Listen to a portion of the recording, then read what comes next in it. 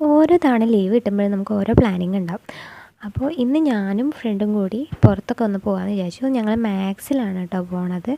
എരഞ്ഞിപ്പാലം മാക്സിൽ പോയി 2-3 ടീഷർട്ടൊക്കെ നോക്കണം, പിന്നെ പാൻസൊക്കെ വാങ്ങണം എന്നൊക്കെ പ്ലാൻ ചെയ്തിട്ടാണ് പോണത്. ആദ്യമായിട്ടാണ് കേട്ടോ ഇവിടെ മാക്സിൽ ഞാൻ വരുന്നത്.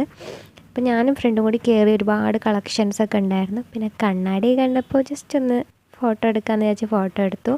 ഈ ഒരു ടോപ്പും പിന്നെ ദേ ഇതുമാണ് ഞാൻ സെലക്ട് ചെയ്ത് 2 ടീഷർട്ടാണ് കേട്ടോ ഞാൻ സെലക്ട് ചെയ്തത്. എനിക്ക് പിങ്ക് ഭയങ്കര ഇഷ്ടമായി. ഇവയ്ക്കും എനിക്ക് ഇതാണ് കേട്ടോ നന്നായിട്ട് ഇഷ്ടപ്പെട്ടത്.